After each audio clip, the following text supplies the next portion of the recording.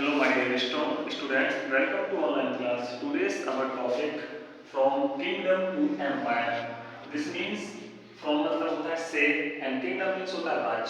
कहने का कह सकते हैं कि कैसे कोई पर्सन्स होते हैं किंगडम से एम्पायर को जाते हैं, राज्य से एक बड़े साम्राज्य की तरफ जाते हैं. सबसे पहले हम इसमें देखते हैं कि जो एक किंगडम है वो एम्पायर की तरफ कैसे जाता है और स्पेशली हम देखने वाले हैं मगध एम्पायर को.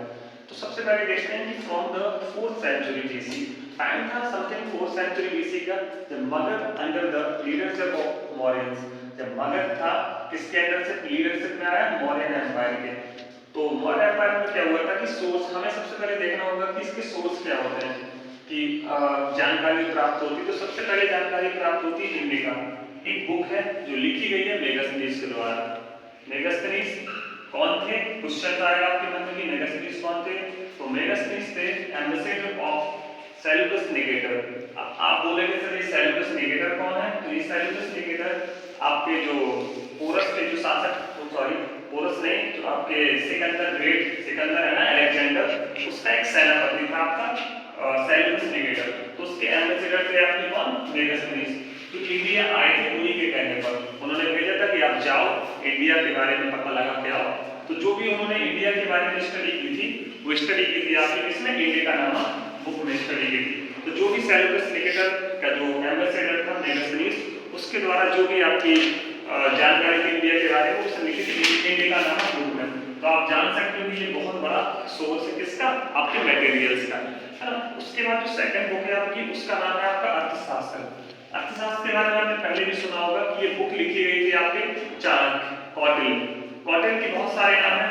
इनको चाणक्य के नाम से भी जाना जाता है, इनको कौटिल्य के नाम से भी जाना जाता है और इनको विष्णुगुप्त के नाम से भी जाना जाता है. अब आपके मन में क्वेश्चन आएगा कि सर ये चाणक्य, कौटिल्य, विष्णुगुप्त कौन थे?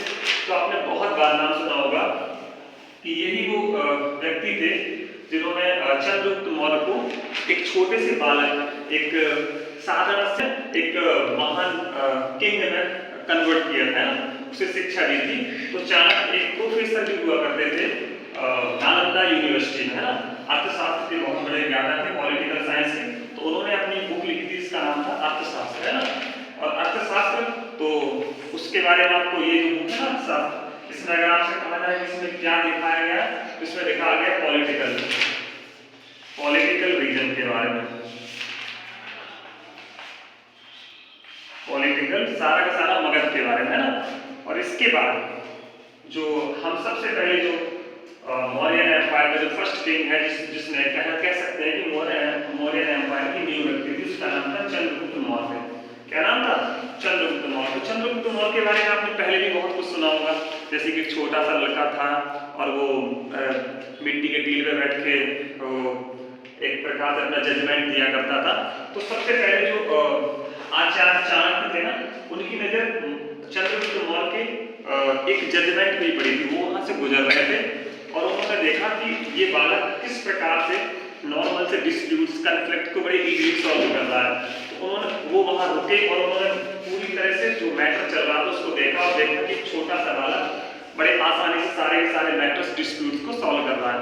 तो उन्होंने चंद्रगुप्त से उस डिस्प्यूट्स के बात की और उन्होंने सोचा कि यही वो लड़का है जो मेरे पर्पज को पूरा कर सकता है. क्योंकि आचार्य चाणक्य जो थे बहुत ही अच्छे प्रोफेसर थे और जो नंद डायनेस्टी के जो शासक थे ना धनानंद, उनके द्वारा बेइज्जत किए गए थे. इस वजह से वो चाहते थे कि मैं किसी के थ्रू उससे बदला ले सकूं. तो उन्होंने सबसे पहले सोचा कि मुझे एक ऐसा बालक चाहिए जो मेरे उद्देश्यों को, पर्पज को पूरा कर सकता है. इसलिए वो मिलते हैं चंद्रगुप्त मौर्य से. चंद्रगुप्त मौर्य को अपने लीडरशिप में शिक्षा देते हैं, युद्ध कौशल के बारे में बताते हैं और इस प्रकार से जो धनानंद था ना उससे वो एक फाइट करते हैं. और फाइट करने के बाद टाइम आता है 321 बीसी का. अब आप पूछोगे सर ये बीसी क्या होता है? बीसी का मतलब होता है बिफोर क्राइस्ट, मतलब जो क्राइस्ट थे ना उनके जन्म से पहले का टाइम होता है बीसी, है ना. तो 321 बीसी में ये थ्रोन पे बैठा है ना, कौन? चंद्रगुप्त मौर्य. और 297 बीसी में चलता है. देखो आपको भी सर ये टाइम उल्टा जा रहा है, तो उल्टा ही चल रहा है बीसी, हमेशा उल्टा. जब ये जीरो पे आ जाएगा, जीरो के बाद फिर ये आगे की तरफ आएगा ना. तो 321 बीसी से जाते हैं और कहां तक 397 BC तक इनका राज्य चलता है। अब ये कौन थे तो लिखा हुआ है Maurya defeated the last Nanda king.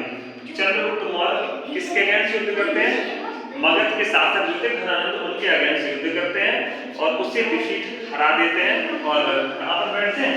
Magadh के थ्रोन पर बैठते हैं। इस तरह से फिर आपका मगध एम्पायर का एक प्रकार से उदय हुआ है ना। मगध में किसका? मौर्य एम्पायर का उदय हुआ। तो आपसे अगर कोई पूछे कि मौर्य एम्पायर के फर्स्ट शासक या फर्स्ट रूलर कौन थे तो आप क्या बताओगे? चंद्रगुप्त मौर्य। कौन थे? चंद्रगुप्त मौर्य। अगर इनको आप कहो तो इनको फाउंडर भी कह सकते हो, फाउंडर ऑफ मौर्यन एम्पायर। क्या है? Founder of Mauryan empire. कौन है आपके? चंद्रगुप्त मौर्य है आपके फाउंडर ऑफ मौर्यन एम्पायर, है ना। तो सबसे जो पहली हमारी हेडिंग थी ना फ्रॉम किंगडम टू एम्पायर, उसका पर्पस यही था कि आपको पता तो चले कि कैसे कोई व्यक्ति एक छोटे से किंगडम से एम्पायर को बढ़ता है ना। तो ये कह सकते हैं मौर्यन एम्पायर की एक स्टार्टिंग थी। ओके स्टूडेंट, अब देखते हैं नेक्स्ट टॉपिक को।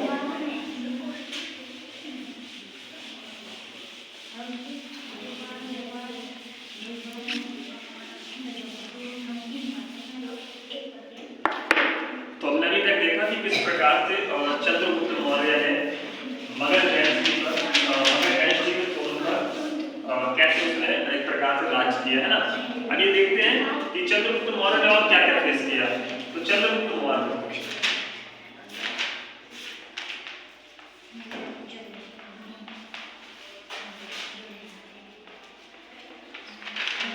सबसे पहले इनका बैटल किससे होता है?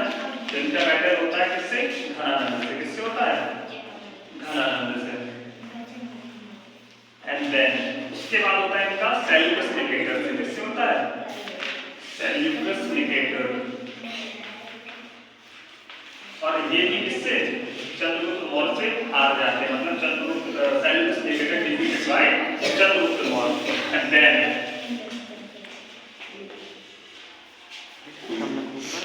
daughter of Nicator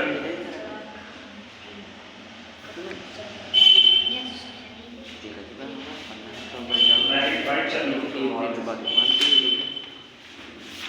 Chandragupta Maurya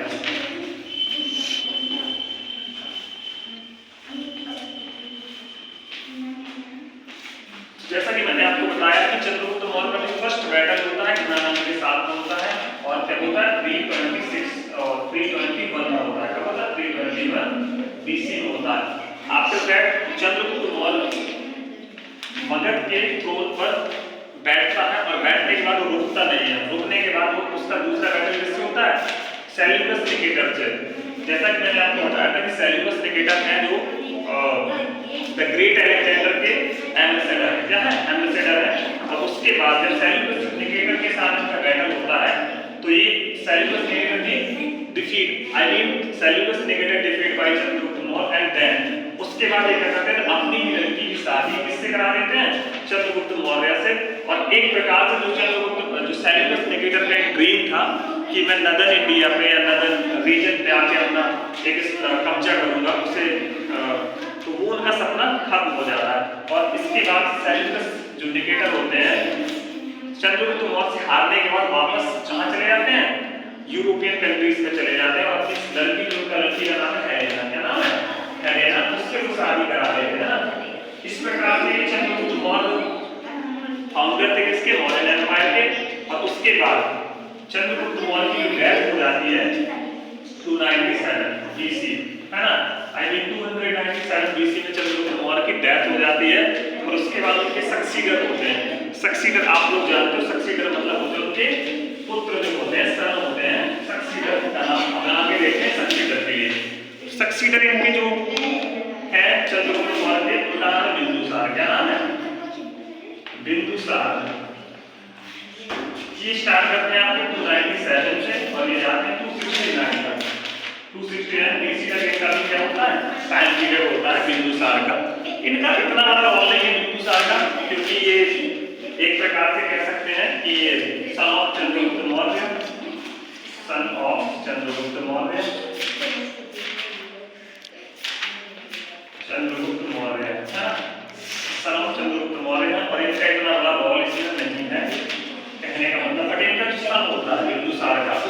शासन का नाम था अशोका, द ग्रेट सम्राट अशोका। ये एक बहुत ही बड़ा अपने आप में टॉपिक है ना, जिसके लिए आज हम डिस्कस इसको नहीं करने वाले। नेक्स्ट सेशन में द ग्रेट सम्राट अशोका को डिस्कस करेंगे, है ना। आज के लिए आपके लिए इतना ही होगा जो मैंने आपको बताया फ्रॉम किंगडम टू एम्पायर। इसको आप अच्छे से पढ़ लेना, बुक अवेलेबल है ना। उसके बाद जो भी आपके डाउट्स होंगे आप हमें कल बताएंगे, और उसके बाद हमारा नेक्स्ट सेशन होगा कल, उसके बाद हमसे पूछ सकते हैं। Thank you.